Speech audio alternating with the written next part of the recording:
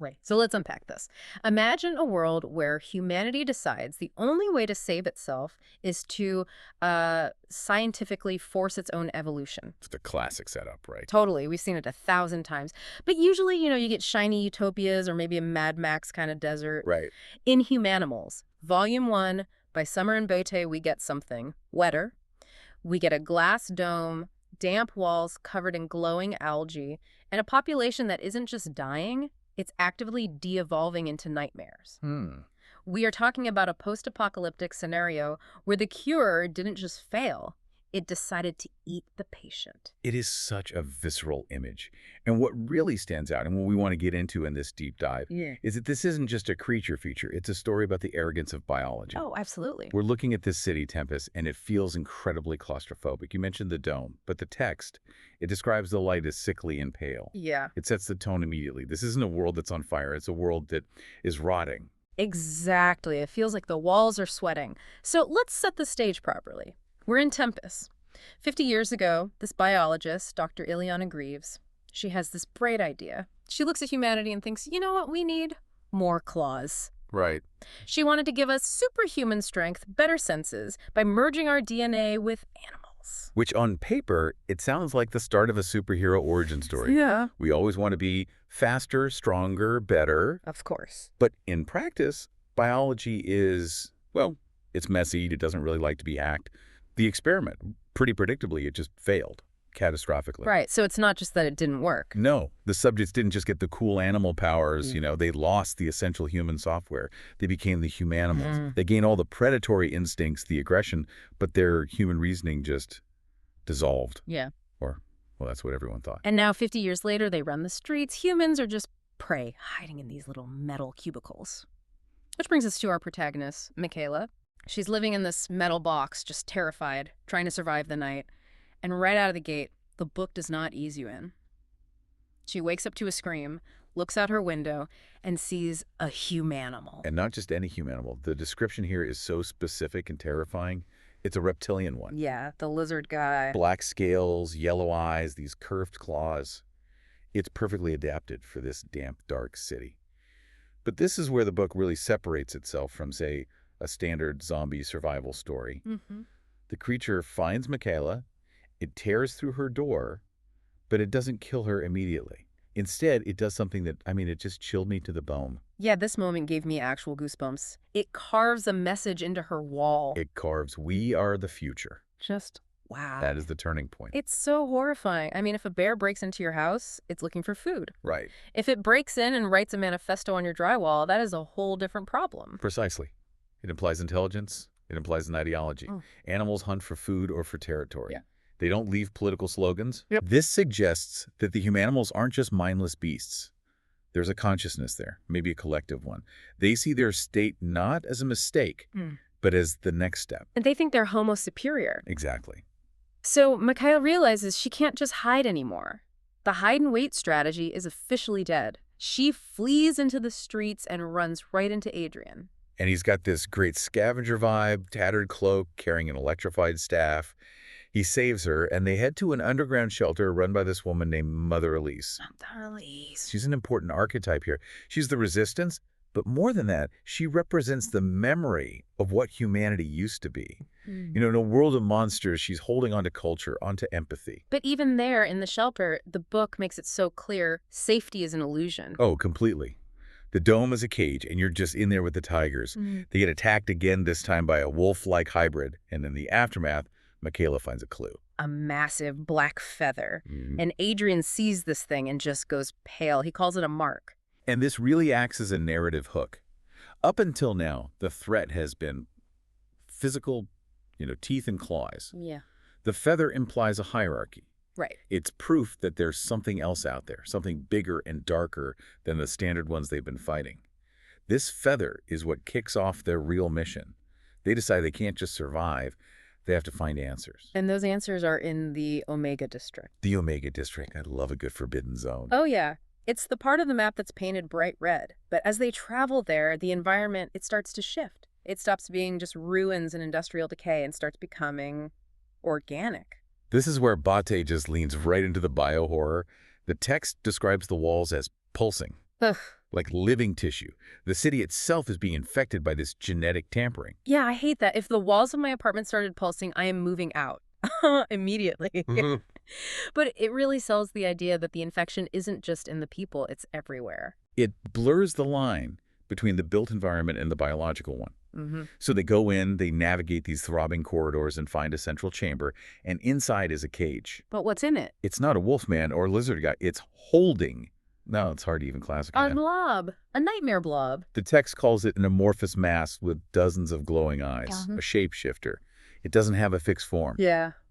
And this is such a crucial moment because the group is cornered, the standard humanimals are closing in, and Michaela has a choice. A terrible choice. They can try to fight a losing battle and die, or she can release this unknown horror from its cage and just hope it's on their side. Talk about a rock in a hard place. Do I get eaten by the wolf, or do I release the thing with 100 eyes? She chooses the blob. She hits the release button. And surprisingly, it pays off. It does. The creature, let's just call it the freed creature for now, it decimates the attackers. It's just a whirlwind of violence. But what's really vital is what happens after the fighting stops. It talks to them. It communicates telepathically, Yeah. and it says something so profound. It tells Michaela, I am not your savior. I am your mirror. I am your mirror. Okay, let's just stop there for a second. That is heavy. What does that mean? Well, think about its form, or its lack of form. It's a chaotic mix of genetic potential. Okay. And humanity, in this story, is also this chaotic mix of potential capable of incredible science and, terrible negligence. The creature is basically saying, I am what you made me. I am the reflection of your ambition and your cruelty. So it's an enemy of my enemy situation. Exactly. It joins them not because it loves humans, but because it hates its creators. It hates the system that made it. It's an uneasy alliance, to say the least. It's a weapon they can barely comprehend, let alone control. So now they have this overpowered shape-shifting ally. They go deeper into the tunnels and they run into another group. I thought this was a really cool addition to the world building because it adds some gray to the black and white conflict. Yes, they meet the Lost. The law. And they are so fascinating. In this binary world of humans versus monsters, the Lost are the tragic middle ground. They are failed experiments who, they kept their minds, but their bodies are scarred with these rune-like markings. They look like monsters to the humans, and they probably smell like humans to the monsters. They can't win. They live in the shadows. They aren't savages like the rumors said. They are just tragic figures trapped between two worlds, and they've created their own society in the dark. And they represent the victims of Dr. Greaves' legacy who are still conscious enough to suffer through it. And they decide to help Michaela and Adrian. Together, they head toward the heart. Now, when the book says the heart, it means a literal biomechanical heart that controls the local network of humanimals. Right. It's the server room for the monsters. It shows the humanimals aren't just acting on instinct, they're being directed. And the heart is the local node. And of course, like any good video game level, it has a guardian. The boss battle. The boss battle. It's called the Guardian. Described as a colossal amalgamation of human and animal parts, multiple limbs. It regenerates. Oh, of course it does. It's a grotesque symbol of the whole experiment's excess just biological power without any restraint. The fight scene here is really intense. The freed creature is holding off this multi-limbed monstrosity, basically buying time for Michaela to play hacker. She has to interface with the heart to shut it down. And this really shows Michaela's growth. She's not just running anymore. She interfaces with the biotech. She enters the kill code. And The heart disconnects, the Guardian falls, and all the local humanimals just collapse like puppets with their strings cut. It feels like this massive victory. They've won, right? you would think we're high-fiving, we're celebrating, but this is where the story just pulls the whole rug out from under you. The freed creature projects a map. And it turns out the heart they just destroyed, it was just one node. This completely changes the genre of the story. You think this is an escape mission, but it's not. It's a global war. The map shows nodes all over the planet. Yeah. They didn't kill the brain, they just shut down a single Wi-Fi router. A very gross, pulsing Wi-Fi router. And the creature warns them, if you want to stop this, you have to destroy the entire network. So, no rest for the wicked. Yeah. They gear up and head to a second node. But this one isn't just another control tower. It's an old testing ground. And the humanimals there, they are not like the ones back in the city. No, these are the first generation. And usually the first generation of any tech is the clunky one. But here, it's the opposite. Correct. The text implies that the first generation were created to be perfect. They are smarter, stronger, and significantly more violent than the degraded versions Michaela's used to fighting, They were the peak of the experiment. before the genetic code started to break down over the decades. And while they are fighting for their lives against these super soldiers, they find a video log in the lab. It's from day 237. And this, to me, this is the smoking gun of the whole book. It is the evidence of intent. A scientist is on camera, and he's admitting that they knew about the aggression. They knew the subjects were losing their humanity. They saw the side effects clearly, and they chose to keep going. It's just classic scientific hubris. They looked at a person turning into a monster and said, yeah, but look how strong he is. It proves the apocalypse wasn't an accident. It was negligence. It was a choice. They do manage to destroy the second node, but it's a brutal fight. One of Lost gets killed. Adrian is badly wounded. It's not a clean win. No. Yeah. But this is where it gets really interesting. And by interesting, I mean ethically complicated. This is the moral pivot point of the volume. This is the insight you have to take away from this story. The freed creature drops a bombshell. It reveals that these nodes they're destroying, they aren't just control towers. Yeah. They're archives. They contain all the data on how the Humanimals evolved. So let me get this straight. By blowing up the nodes to stop the monsters right now, they are deleting the one thing that could potentially cure them later. Exactly. It's a paradox. To survive the immediate threat, they have to destroy the hope of a long-term solution. The creature says they destroyed the key to reversing everything. That is just devastating. You're saving the world by ensuring it can never go back to what it was. You're burning the library to save the village, but the library had the blueprints for the hospital. And that raises the question the book seems to be asking, is there even any going back? Or is the only way forward to burn that bridge? If you save humanity but destroy the cure, are you actually a hero or just a survivalist? And to be honest, considering the Humanimals wrote, "We are the future," maybe they don't even want to be cured. Maybe the cure is just us trying to drag them back to being weak. That's a really valid point. From their perspective, the cure might look a lot like genocide of their new species. The group decides to keep going despite all this. They resolve to destroy the remaining nodes. They basically decide, we'll survive today and figure out the rest later. But the book ends on this massive cliffhanger. It's dawn, they're exhausted, and they see a shadow on the horizon. A warning from the system. The freed creature says, "The system knows we are close." The system knows. That phrasing, it makes it sound like the network itself is alive. It implies that the network is sentient, or at least reactive.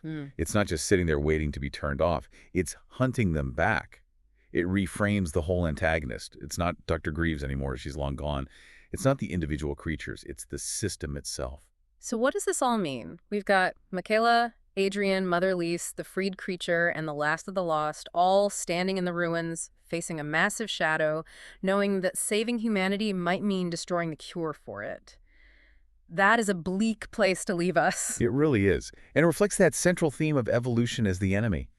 The book constantly blurs the line between human and monster. You have humans acting with such cruelty like the scientists in that video log, and you have monsters showing intelligence, even a strange kind of allyship like the freed creature. Yeah, right. It forces you to ask what humanity actually means in this context. Is it your DNA? Or is it your action? And we should mention the author of this incredibly intense, complex sci-fi story is Summer Mbote. Yes, and according to her bio, she was born in 2008. Which is just incredible. I mean, do the math. To be writing about genetic ethics, global networks, and post-apocalyptic bio-horror at that age, that is some serious talent. Absolutely. It's a very mature handling of these themes. Often, stories in this genre can fall into simple good guys shoot bad monsters tropes. But Bode is tackling the idea that saving the world might require becoming something else entirely. That is a sophisticated concept. So we've got a cliffhanger. We've got a huge moral dilemma. We've got a shapeshifter who claims to be a mirror. It's a lot to chew on. It is. And I think the final provocative thought here really lies in that warning from the freed creature. It said the system seeks to transform the world, not just destroy it. Right. It's a terraforming event. The pulsing walls, the algae. So consider this. If the Humanimals believe we are the future, and the system is designed to transform the worlds for them, is our hero's resistance actually a fight for survival, or is it just a refusal to adapt? Oh, wow. Are they fighting for the future of humanity, or are they just the last obsolete models refusing to be recalled? If the world is changing to fit the Humanimals, then Michaela isn't the hero, she's the anomaly. That is a terrifying thought to leave us with. Are we the heroes or just the stubborn past hanging on for too long? Sometimes it's hard to tell the difference until it's too late. Well, on that existential note, that wraps up our deep dive into Humanimals Vol 1. If you're into sci-fi that makes you think as much as it makes you cringe, check it out. Keep your eyes on the horizon, watch out for black feathers, and whatever you do, stay human. Thanks for listening.